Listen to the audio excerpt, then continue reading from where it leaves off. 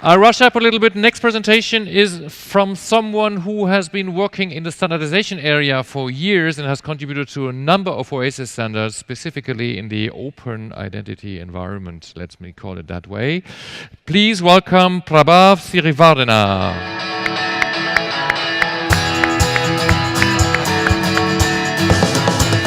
Welcome, Prabath. So, you with WSO2. I must say this name in German is much faster, WSO2.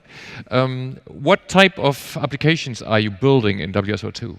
Yeah, so basically WSO2 produces a completely open source, all under Apache 2 license, a comprehensive platform for connected business.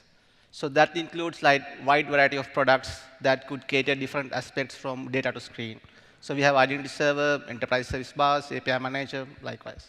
Okay, so you're working for a company building the connected enterprise, and you're going to tell us something about the connected identities tonight. Yeah. Thank you very much. The floor is yours. Yeah. So this is basically my third time at the EIC for last 4 years. Thanks. And it's fantastic to be here again and again. I guess every one of you likes listening to stories. So let me start with a quick story. So it was August 2012. Matt Honan, a reporter for the Wired magazine based in San Francisco, he returned in his home. And as usual, he started playing with his little daughter. At this point, he didn't have any clue what's going to happen next. Suddenly, his iPhone powered down. He was expecting a call, so he plugged that into a wall power socket and rebooted it back. What he witnessed next simply blew him away. Usually, he didn't see the normal iPhone home screen with all sorts of apps. It was a screen presented to him asking to reset his iPhone. So to set up a new iPhone with a welcome screen. So for a moment, he thought, OK, something wrong with my iPhone. And he was not that worried, because he used to back up his iPhone and MacBook daily to iCloud. So if I could get into iCloud, then I can restore my iPhone. That's what he thought. So he tried to log into iCloud. He typed his usual credentials, but it failed. He tried again, failed. Again, failed. Anyway, he thought maybe I am a bit excited with the things happened immediately. He tried for one last time. That failed too. So now what?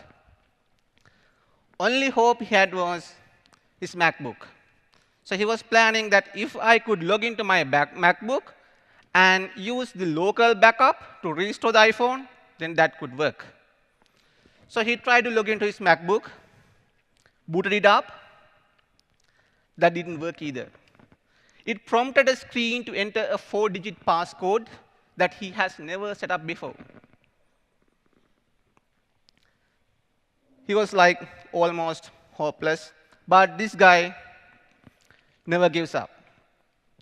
So he tried to call Apple Technical Center to reclaim his iCloud account.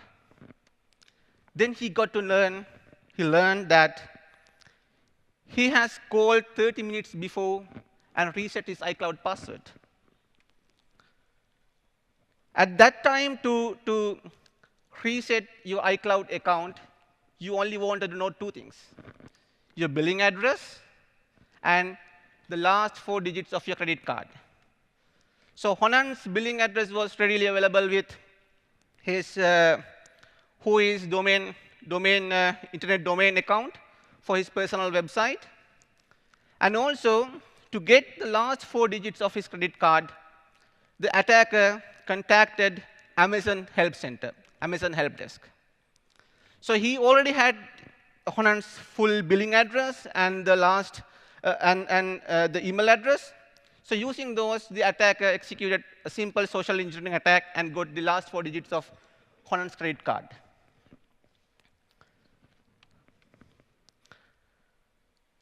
So Honan lost almost everything, but the attacker was still need more. Then he broke into Honan's Gmail account, and from there he reset his email account, sorry, his Twitter account, and got the control of his Twitter handle. So one by one, the connected identity of Honan started to fall into the hands of the attacker.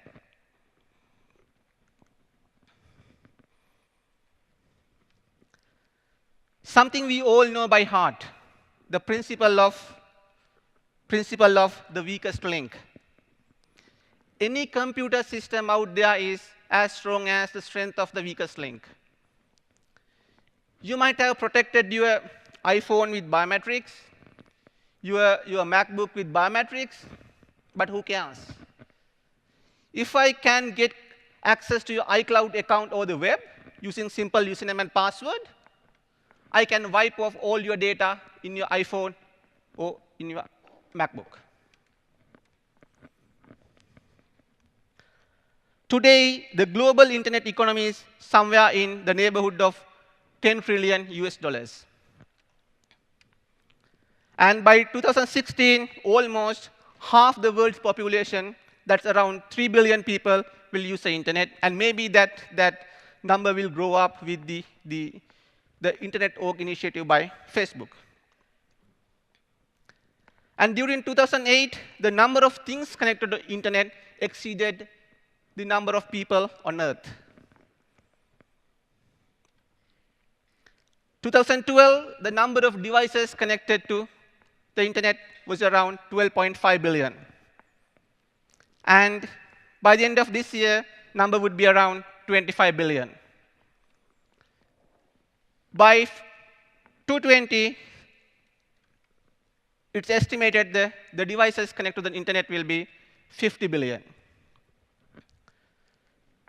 Connected devices have been existed since the introduction of computer networks and consumer electronics. But it wasn't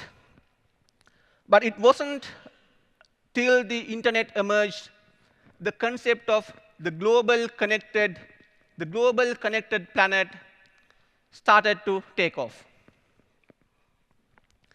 In 1990s, researchers theorized how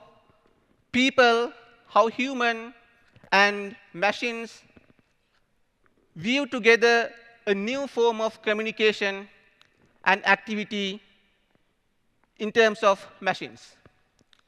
So that's the reality today unfolding in front of or before our eyes. The word identity is no more just about humans. It represents both humans and things. The identity of things is an effort that involves assigning unique identifiers and also set of associated metadata to devices out there, so they can communicate, talk to each other over the internet. The metadata associated with each unique identifier will define the identity for the corresponding endpoint. The identity of things is a key ingredient in Internet of Things, which basically enable anything imaginable and addressable and accessible through internet. So in this context, the thing is an entity. It can be a physical object or a logical object, which can be addressable by a unique identifier and also can communicate over network. The definition of the identity has evolved with the internet. It's no more about attributes and claims. It's about attributes, claims, plus behaviors, patterns, and all about you. The Fitbit that you wear while you are sleeping knows about your sleeping patterns. The sensors attached to the connected car knows about your driving patterns. The sensor attached to your refrigerator knows about your daily food consumption patterns. At the moment, there are no identity stores out there which could build a unified view of a given user's identity, aggregating all those stuff, aggregating attributes, behaviors, patterns, everything. So let's, for the moment, forget about this aggregated view. We also have more challenging questions. The ownership of the data and data migration. So connected cars collect and store vast amount of data. This data goes well beyond user preferences and settings. So the connected cars collect driver data such as travel routes, travel destinations, car speeds, driver behaviors, commute patterns, and much more. These connected cars are only a fraction of devices connected to the internet that enables users to set their preferences and then collect user data. These IoT devices also let you define your virtual identity. While all these user-generated data would possibly last forever, the connected cars and the other IoT devices won't. They won't last forever. So this raises an important question. So what would happen to my data with all these devices? So if I want to sell my connected car and buy a new one, what would happen to the data stored in the previous car? Can I migrate those data to new one? And also the other question is, where all these data get stored? Connected car data and user preferences are primarily stored in cloud-based silos. There are no universal standards or agreed upon best practices among car manufacturers and connected car in the connected car industry to collect, store, and manage car owners' data. There's no universal standard out there to manage the car owner's identity, which includes storage and export of user preferences and user history.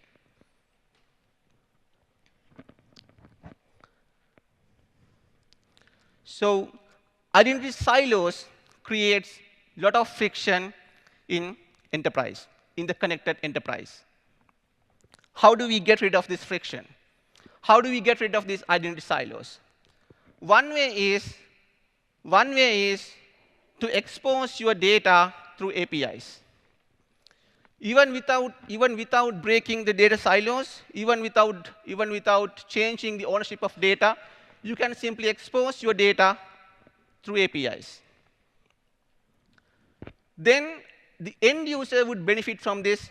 So you can aggregate all the data from different places and build an aggregate identity view of that particular user.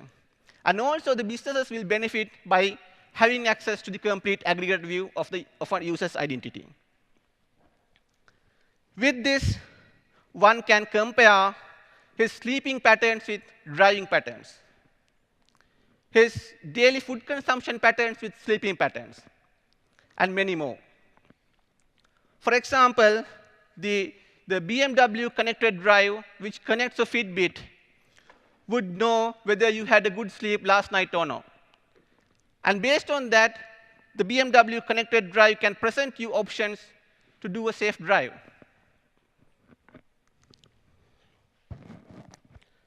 Then the challenge is, how do we propagate user identities across these APIs? We need to come up with a security model which is protocol agnostic.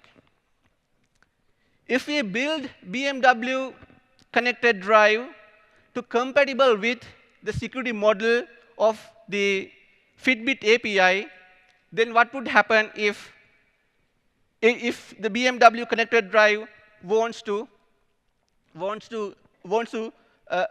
find the nearest restaurant through Yelp, which is highly rated by your Facebook friends? Then it has to be compatible with the security model of Yelp as well as Facebook. In other words, we are starting to talking about building a security model which is point-to-point, which doesn't scale. So in fact, that lead to the anti-pattern called spaghetti identity. So you have a lot of connections. You need, one product has to support all the protocols. Identity silos and spaghetti identity are two anti-patterns that are not just present in IoT world. If you look at the history, most of the companies grow today via acquisitions, mergers, and partnerships. In US only, mergers and acquisitions volume totaled to $865.1 billion in the first 9 months of 2013, according to Dealogic. And that's a 39% growth or improvement from the previous year, and the highest total for the first 9 months since 2008. A research done by the analyst firm called Corsica confirms in today's world, most enterprises work with external users than internals. In Europe, 58% transact directly with users from other businesses or consumers. And in UK, that figure is around 65%. Another analyst firm predicts by 2020, 60% of all digital identities interacting with enterprises will come from external IDPs.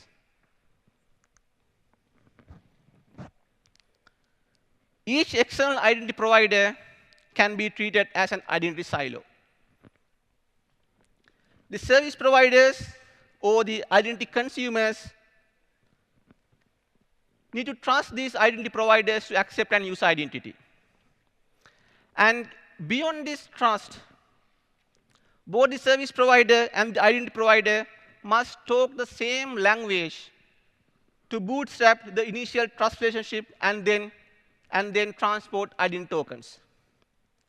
Think about a case a service provider doesn't support the identity token sharing protocol supported by the IDP. Then either you have to change the IDP end to talk the same language as of the service provider or fix the service provider. So this is what you see, identity silo. In one silo, there can be service providers and identity providers all talk SAML. The other silo, there can be service providers and identity providers all talk OpenID Connect. So how do we bridge these two federation silos? Under today's context, connected business is a very, very dynamic and complex environment. Your desire to reach customers, partners, distributors, and suppliers to build more interactions, activities with them, and then to grow the revenue of your company. This doesn't merely mean that just by breaking technological silos in your company will do that. You need to expose your companies and make your company more accessible and reactive to the rest of the world. Having friction to build connection between the business entities is not something tolerable. If the cost of introducing or provisioning a service provider or an identity provider to your existing system is high due to the protocol incompatibilities, then that won't work. That won't scale. And also, the point-to-point connections that you create between service providers and identity providers will also won't work. With identity bus or the identity broker in the middle, we can solve most of these issues. The identity broker will take care of mediating different ID tokens between multiple heterogeneous protocols. You get an OpenID Connect token from a service provider, then the identity broker can transform this into a SAML token. Then send to the IDP, then get the response, SAML response from the IDP, transform it to an OpenID Connect response, and send to the service provider. And also, you don't need to build point-to-point trust relationships. Service providers always trust the IDP, and IDP will connect all the IDPs, other IDPs, and the service providers. And if you extend the functionality of an identity broker, you can further enforce access control rules, and then do auditing, monitoring centrally. So with the ever-evolving standards in identity federation, so you had SAML dominating for more than a decade, now the OpenID Connect, so there can be more and more standards coming up. And also there are no proper standards for managing device identities, and there are no proper standards to propagate device identities. In that world that we cannot completely fully rely on a particular standard, the identity broker or the identity bus will play a key role in building a comprehensive, open, connected identity platform. And that also would be protocol agnostic. Yeah. Thank you.